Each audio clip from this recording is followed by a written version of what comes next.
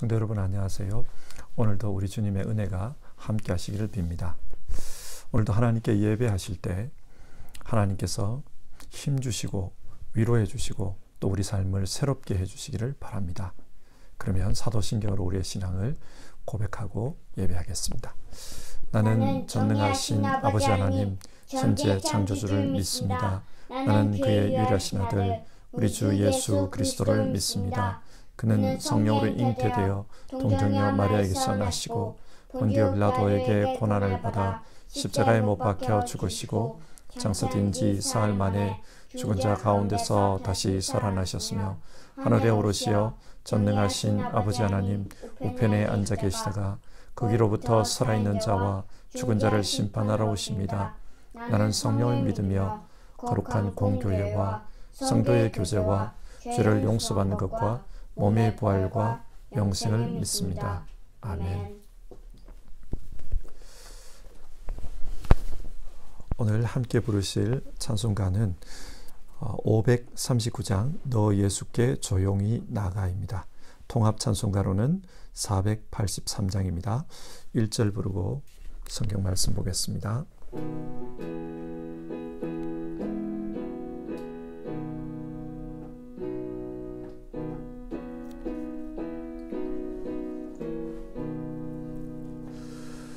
너 예수께 조용히 나가 내 모든 짐 내려놓고 주 십자가 사랑을 믿어 죄사함을 너 받으라. 주 예수께 조용히 나가 내 마음을 쏟아놓으라. 늘은 미리 보시는 주님 그 은혜를 베푸시리.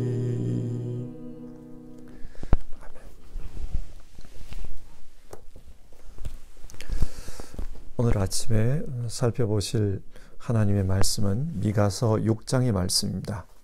미가서 6장 읽는 것은 6장 6절부터 8절까지의 말씀입니다. 미가서 6장 6절부터 8절의 말씀, 하나님의 말씀을 받들어 읽겠습니다. 내가 주님 앞에 나아갈 때에 높으신 하나님께 예배 드릴 때에 무엇을 가지고 가야 합니까? 번제물로 바칠 1년 된 송아지를 가지고 가면 됩니까? 수천 마리의 양이나 수만의 강줄기를 채울 올리브 기름을 드리면 주님께서 기뻐하시겠습니까? 내 허물을 벗겨 주시기를 빌면서 내 맏아들이라도 주님께 바쳐야 합니까? 내가 지은 죄를 용서하여 주시기를 빌면서 이 몸의 열매를 주님께 바쳐야 합니까? 너 사람아, 무엇이 착한 일인지를 주님께서 이미 말씀하셨다. 주님께서 너희에게 요구하시는 것이 무엇인지도 이미 말씀하셨다. 오로지 공의를 실천하며 인자를 사랑하며 겸손히 내 하나님과 함께 행하는 것이 아니냐. 아멘.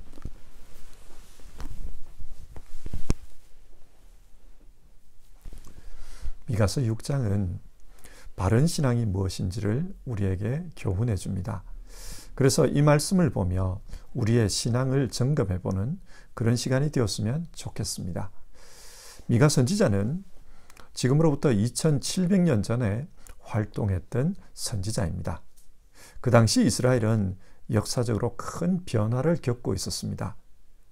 주전 750년까지만 해도 이스라엘은 굉장히 부강한 나라였습니다. 주변의 나라들이 범접하기 어려운 그런 강대국이었습니다.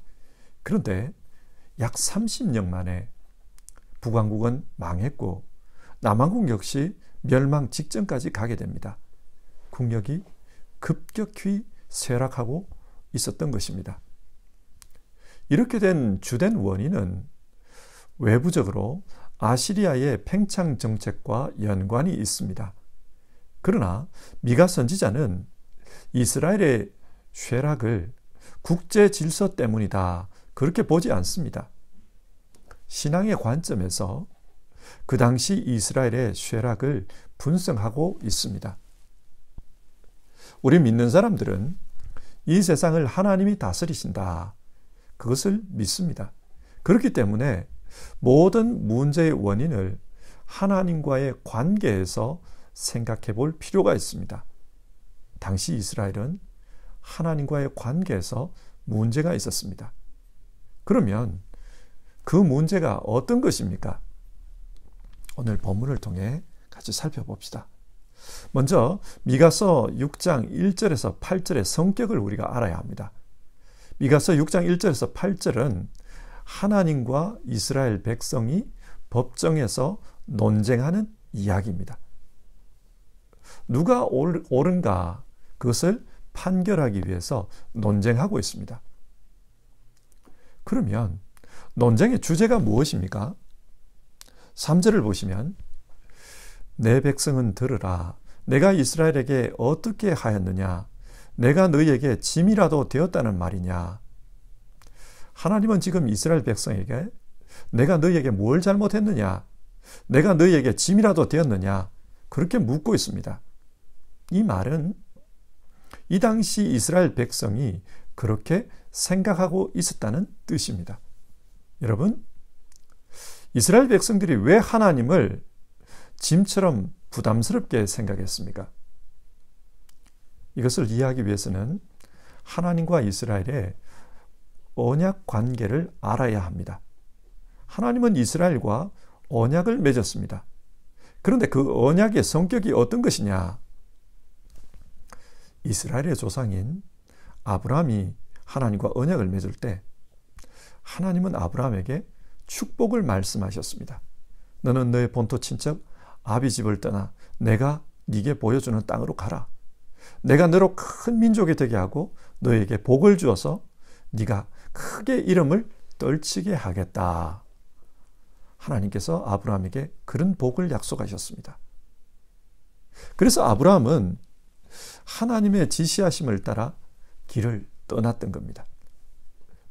크고 위대한 민족이 될 수 있다, 그런 꿈을 안고 떠났던 겁니다. 그런데 하나님이 말씀하신 크고 위대해지는 복은 아브라함이 생각한 것과는 전혀 달랐습니다. 아브라함은 이 땅에서 잘 먹고 잘 사는 것, 부귀영화를 누리는 것, 그게 크고 강대하게 되는 복이라고 생각했습니다. 하지만 하나님이 말씀하신 크고 강대해지는 복이란 하나님과 함께하는 복이었습니다.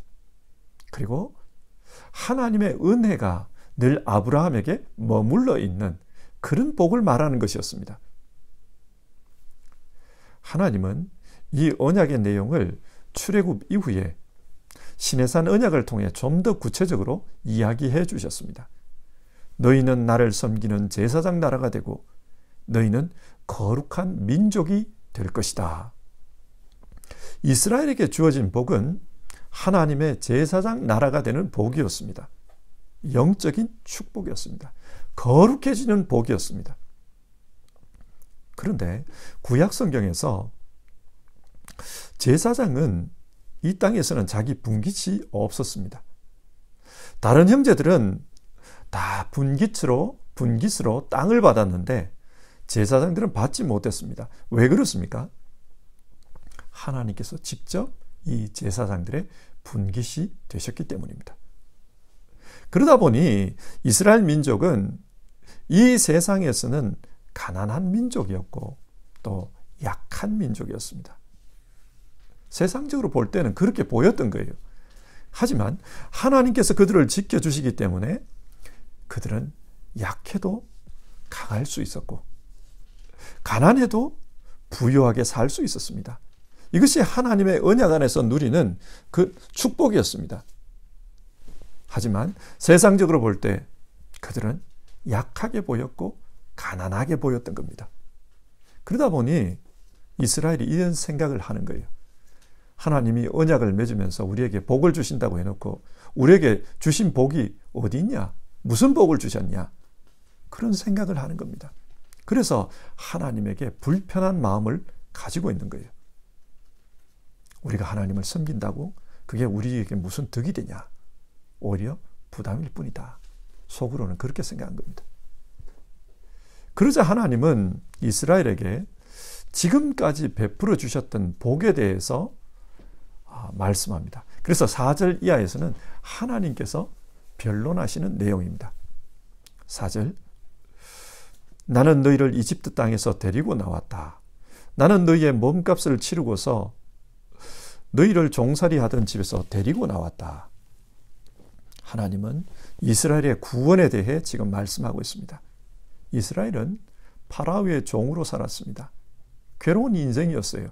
그래서 하늘을 향해 울부짖으며 좀 살려주십시오. 그렇게 간청했습니다. 하나님은 그런 이스라엘을 구원해 주셨습니다. 하지만 이스라엘은 그 구원을 복으로 생각하지 않았습니다.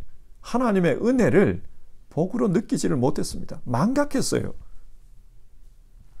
우리도 그럴 때가 있습니다. 이스라엘이 출애굽한 것을 신약의 관점에서 생각해 보면 죄로부터 구원을 얻은 것과 같습니다.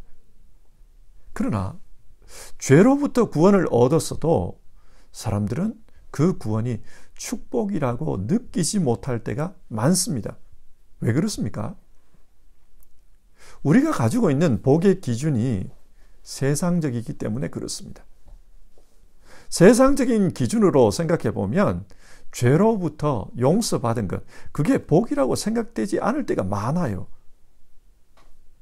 그러다 보면 그 구원에 감사해서 하나님께 드리는 그 예배가 부담스러운 의례처럼 느껴집니다. 마치 가난한 집 사람들이 조상 제사 드리면 그 제사 때 막 부담스럽잖아요. 하나님께 드리는 예배를 그렇게 생각하는 경우가 있습니다. 오늘도 교회 가야 하느냐? 또 예배 드려야 하느냐? 마음속에 그런 질문이 떠오릅니다. 뿐만 아니라 기도 생활, 말씀 생활, 그리고 말씀에 따라 도덕적으로 살아야 한다는 그 심리적 압박감, 이런 것이 삶의 부담으로 와닿을 때가 있습니다.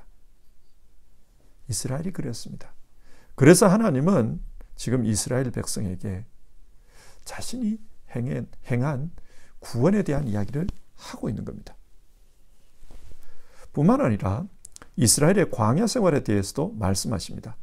4절 하반절을 보시면 모세와 아론, 미리암을 보내주셔서 그들을 통해 하나님의 말씀을 들려주시고 그들을 통해 하나님 앞에 제사장 나라로서 살게 해주셨습니다. 또 길이 없는 광야에서도 구름 기둥, 불 기둥으로 이스라엘을 인도해 주셨습니다. 그래서 약속의 땅을 향해 흔들림 없이 행진할 수 있도록 해 주셨습니다. 그리고 5절, 모압 땅에서 거짓 선지자 발람이 공격해 왔을 때 하나님께서 어떻게 그들을 지켜주셨는지를 말씀합니다. 이스라엘의 대적들은 늘 이스라엘이 잘못되는 것을 원했습니다. 그래서 어떻게 하든지 저주받게 하려고 그렇게 애를 썼습니다. 그러나 하나님은 그 저주가 변하여 복이 되도록 역사해 주셨습니다. 하나님은 그 복을 말씀합니다. 또 시딤에서 길갈까지 이스라엘이 행군하면서 겪었던 일을 생각해 보라고 합니다. 시딤은 광야 생활을 하면서 마지막으로 머물렀던 곳입니다. 그리고 길갈은 약속의 땅에 들어간 후 처음으로 진쳤던 곳입니다. 광야 생활을 마무리하고 약속의 땅으로 들어갈 때 그때 하나님께서 어떤 일을 하셨습니까? 요단 강물이 멈춰서는 그런 이적이 일어났습니다.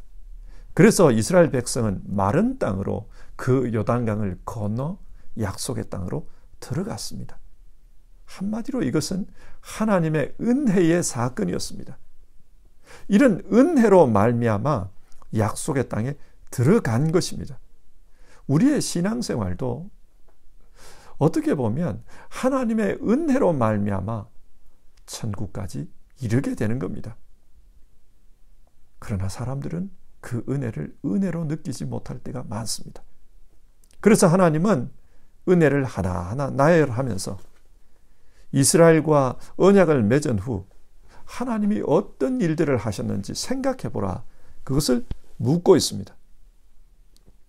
자, 이런 하나님의 변론을 들은 이스라엘의 반응이 나옵니다. 하나님의 변론을 듣고 난 후 이스라엘은 퉁명스러운 말투로 하나님께 이런 말을 해요. 그게 6절과 7절의 말씀인데요. 그러면 내가 뭘 하면 됩니까? 뭐 어쩌란 말입니까? 그 이야기를 해요. 그러면서 6절, 내가 주님 앞에 나아갈 때 높으신 하나님께 예배드릴 때 무엇을 가지고 가야 합니까? 이스라엘 사람들은 하나님께 예배할 때 많은 예물을 드리면 하나님이 좋아하실 거다. 그렇게 생각을 했어요. 그래서 번제물로 1년 된 송아지를 바치면 됩니까? 수천 마리의 양이나 강물 같은 올리브 기름을 드리면 되겠습니까? 그러면 기쁘겠습니까? 그런 말을 해요.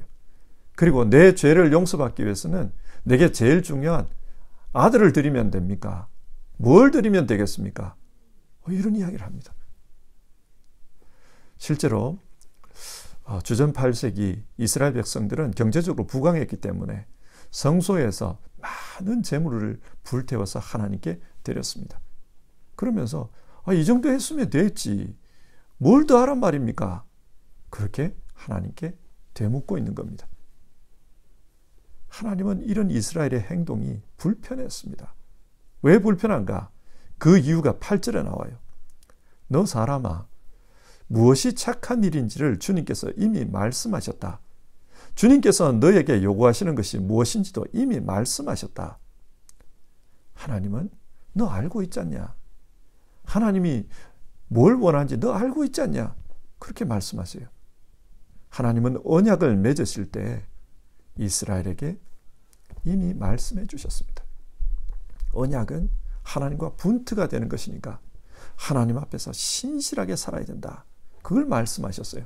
단지 형식적인 예배나 형식적인 예물을 드리는 것, 그게 하나님이 요구한 것이 아닙니다. 시편 51편에서 다윗이 죄를 회개하는 가운데 깨달은 바가 있었습니다. 주님은 재물을 반기지 않으시며 내가 번제를 드리더라도 기뻐하지 않으십니다. 하나님께서 원하시는 재물은 찢겨진 심령입니다. 하나님은 물질을 원하는 게 아니라 우리의 마음을 원하신다. 다윗이 그것을 발견했어요. 그래서 상한 심령, 정말 하나님 앞에서 간절한 심령, 애통하는 심령, 그걸 원하신다. 그 이야기를 합니다. 디모데후서 3장을 보면 말세를 살아가는 사람들의 특징에 대해 말하는 내용이 나옵니다. 그때 말세 사람들이 어떤 특징을 가지고 있냐? 단적으로 이렇게 말해요. 경건의 모양은 있으나 경건의 능력은 부정하는 자들이다. 경건의 모양이 뭡니까? 형식적으로 보면 하나님을 잘 섬기는 것 같아요. 껍데기는 훌륭합니다. 그러나 경건의 능력은 부정한다. 내면적으로 마음이 없어요. 진심이 없다는 겁니다. 미가 당시에 이스라엘 사람들이 그랬습니다. 그들은 형식적으로 많은 재물을 불태워 하나님께 드렸는지 모르겠지만 마음은 하나님께 떠나 있었습니다. 그래서 하나님께 서운했고 하나님께 뭔가를 드리는 것이 부담스러웠습니다. 그리고 드리고 나서 하는 말이 이 정도 했으면 됐지. 나도 할 만큼 했지. 뭘 더 요구하십니까? 그렇게 되묻고 있는 겁니다. 하나님은 물질이 없어서 우리의 물질을 탐내는 분이 아닙니다. 하나님은 자기 백성과 함께하는 것, 그것을 기뻐하시는 분입니다. 그래서 자기 백성이 진심으로 하나님과 함께하는 것, 그걸 요구해요. 8절에서 오로지 공의를 실천하며 인자를 사랑하며 겸손히 내 하나님과 함께 행하는 것이 아니냐. 하나님이 요구하시는 신앙이 이거라는 겁니다. 하나님을 기뻐하는 사람은 하나님과의 관계에서 그리고 인간과의 관계에서 사랑하며 살라. 그게 하나님이 요구하시는 신앙입니다. 먼저는 하나님과의 관계에서 하나님을 사랑해야 합니다. 이것을 오늘 본문은 겸손히 내 하나님과 함께 행하는 것이 아니냐, 그렇게 표현합니다. 내 인생에서 하나님을 하나님으로 인정하며 살라는 말입니다. 믿음의 조상 아브라함을 생각해 보십시다. 하나님은 아브라함에게 하나밖에 없는 아들 이삭을 제물로 바치라고 요구하셨습니다. 이 요구는 아브라함에게 지나친 요구였습니다. 그리고 문제가 있는 요구였습니다. 어떻게 사람을 제물로 바치라고 하는가? 문제가 있는 요구예요. 그러나 아브라함은 하나님의 요구를 겸손히 따라갑니다. 그럴 때 하나님은 큰 약속을 주십니다. 어떤 약속입니까? 여호와 이레의 하나님. 앞으로 하나님께서 아브라함의 인생을 인도해 주시겠다. 그 약속입니다. 그리고 어디를 가든지 하나님께서 미리 준비해 주시겠다. 그 약속입니다. 그래서 아브라함의 삶이 부족함이 없도록 역사해 주실 것이라고 하셨습니다. 하나님이 요구하는 신앙은 겸손히 하나님과 함께 행하는 것입니다. 내 입장에서 하나님의 처우가, 하나님의 요구가 이해되지 않을 때가 있습니다. 그러나 그 하나님을 하나님으로 믿기 때문에 겸손히 따라가면 여호와 이레, 하나님께서 은혜를 준비해 주십니다.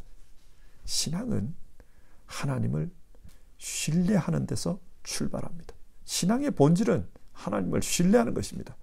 내가 보기에 이상한 요구여도 하나님에게는 이유가 있다. 하나님을 신뢰하는 거예요.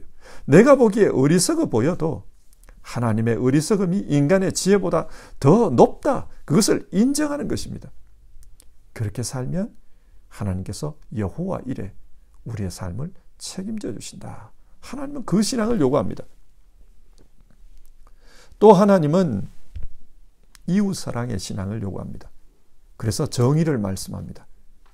하나님을 사랑하는 사람은 다른 사람과의 관계에서도 정의로워야 한다. 그 말씀입니다. 우리 성경은 공의라고 번역을 했는데 이 공의라고 번역된 말을 히브리어로 보면 미슈파트입니다. 정의롭게 사는 것을 가리킵니다. 6장 10절 이하를 보면 당시 이스라엘 백성들이 하나님 앞에 많은 번제를 불태우면서 그렇게 예배의 삶을 살지 않았습니까? 그런데 예배의 삶을 살면서도 거짓을 행하며 살아갑니다. 죄를 속였다 그래요. 저울을 속였습니다. 추를 속였습니다. 그런 부정한 방식으로 돈을 모았던 겁니다. 이스라엘 사회에서 이렇게 죄를 속이고 저울을 속이고 추를 속이면 그 사람은 죽임을 당합니다. 그런데 이들이 이렇게 뻔뻔스럽게 행하면서 살 수 있었던 이유는 거짓을 저질러도 눈 감아주는 권력층이 있었기 때문입니다. 정의롭지 못했던 것입니다. 하나님을 사랑하는 사람은 세상 속에서 정의롭게 살아야 한다. 다른 이웃을 사랑한다는 것은 이웃과의 관계를 정해놓은 그 질서, 약속, 그것에서 정의롭게 살아야 한다. 하나님은 그것을 말씀합니다. 예수 믿는다 그러면서 세상에서 욕먹고 세상에서 해서는 안 될 행동을 하면서 사는 것, 이것은 예수 믿는 게 아닙니다. 하나님은 정의로운 삶을 요구하십니다. 뿐만 아니라 인자를 사랑하라고 하십니다. 여기서 인자는 히브리 말로 헤세드입니다. 쉽게 말해서 사랑을 실천하라. 다른 사람을 긍휼히 여겨라. 다른 사람에게 선행을 행해라. 이런 말입니다. 신앙은 예배당에서 예배드리는 것으로 완성되는 게 아니라 이웃과의 삶에서 선을 행하고 긍휼을 베풀고 또 어려운 이웃을 도와주는 구체적인 그런 선행을 통해 완성되는 것이다. 하나님은 그렇게 말씀해 주십니다. 자, 오늘 말씀을 정리해 봅시다. 미가 선지자는 이스라엘이 왜 어려움에 빠졌는지 그것을 신앙적인 차원에서 이야기하고 있습니다. 왜 어려움에 빠졌습니까? 한마디로 경건의 모양은 있으나 껍데기는 경건해 보여도 경건의 능력은 없었기 때문입니다. 삶의 내용이 없었습니다. 마음이 없었습니다. 당시 이스라엘 백성들은 성전에서 많은 재물을 불태웠기 때문에 자기들은 할 바를 다 했다고 생각했습니다. 그러나 하나님은 그렇게 생각하지 않습니다. 이스라엘의 마음을 원하십니다.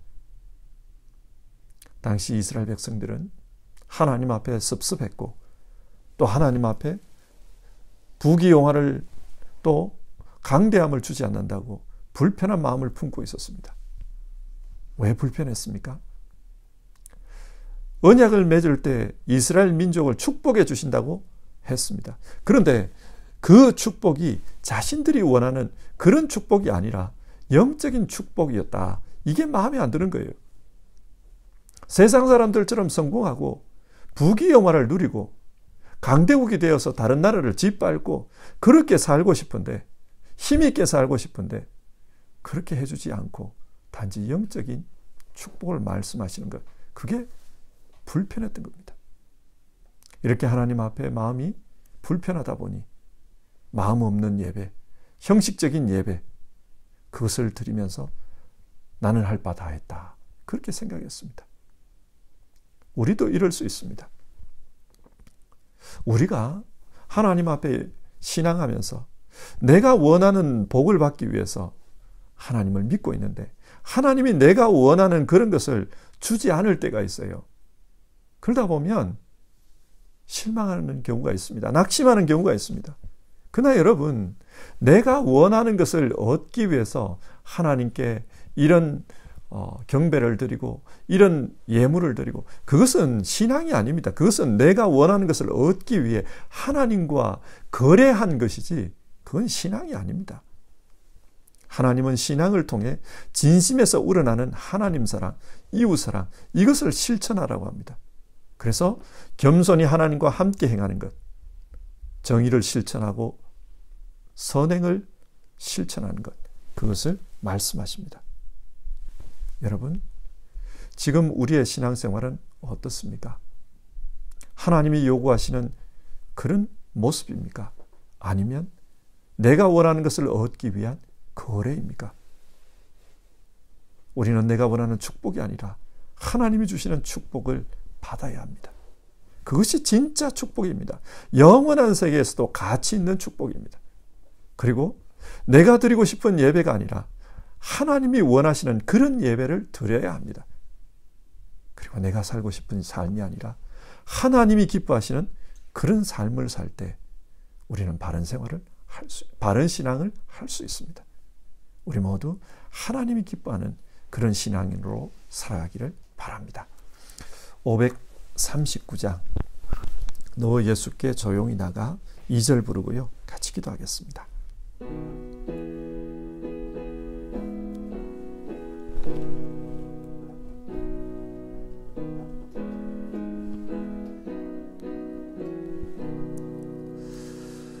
주 예수의 은혜를 입어 내 슬픔이 없어지리. 내 이웃은 늘 사랑하여 너 받은 것 거저주라. 주 예수께 조용히 나가 내 마음을 쏟아놓으라. 늘은 미리 보시는 주님 그 은혜를 베푸시리. 오늘 우리는 하나님이 우리에게 요구하시는 신앙에 대해 살펴보았습니다. 이스라엘이 생각했던 신앙과 하나님이 요구하시는 신앙은 달랐습니다. 하나님은 경건의 모양은 있으나 경건의 능력은 부정하는 그런 신앙생활이 아니라 전심으로 마음을 드리는 신앙, 그래서 하나님과 겸손히 동행하며 사는 신앙, 이웃을 향해서 정의를 실천하고 선행을 실천하는 그런 신앙을 원하십니다. 우리 모두 하나님 앞에서 그런 신앙으로 살겠다. 같이 기도해 봅시다.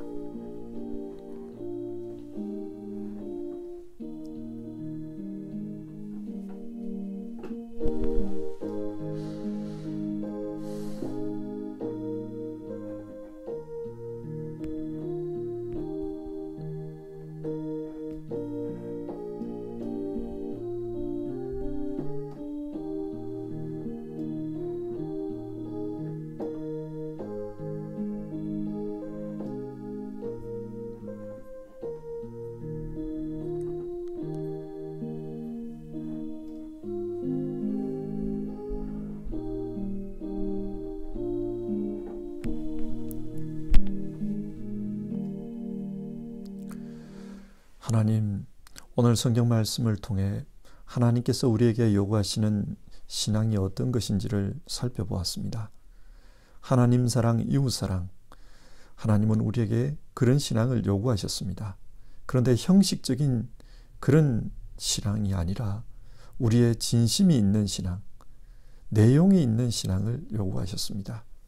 하나님, 우리가 신앙하면서 영적인 매너리즘에 빠지고 너무 익숙해진 종교 활동에 그렇게 익숙해져 버린 것은 아닌지 우리 자신을 돌아봅니다. 그리고 정말 하나님이 기뻐하시는 그런 모습으로 신앙할 수 있기를 바랍니다. 주님, 우리 성도님들 한 분 한 분 전심으로 하나님 앞에 예배할 때 그 삶을 축복해 주시고 정말 하나님이 원하시는 복으로 가득 채워 주시옵소서. 그리고 성도님들 가운데 많이 힘든 분들이 있습니다. 육신으로 힘든 분들이 있고 마음으로 힘든 분들이 있고 또 삶이 힘든 분들이 있습니다. 하나님, 어려운 가운데 처한 이들 도와주시길 바라고 그 심령을 하나님께서 붙잡아 주셔서 넘어지지 않고 믿음을 지킬 수 있도록 주여 역사해 주시옵소서. 오늘 하루의 삶을 또 우리 남은 일생의 삶을 하나님 주장해 주옵소서. 예수님의 이름으로 기도드립니다. 아멘. 하늘에 계신 우리 아버지, 아버지의 이름을 거룩하게 하시며 아버지의 나라가 오게 하시며 아버지의 뜻이 하늘에서와 같이 땅에서도 이루어지게 하소서. 오늘 우리에게 일용할 양식을 주시고 우리가 우리에게 잘못한 사람을 용서하여 준 것 같이 우리 죄를 용서하여 주시고 우리를 시험에 빠지지 않게 하시고 악에서 구하소서. 나라와 권능과 영광이 영원히 아버지의 것입니다. 아멘.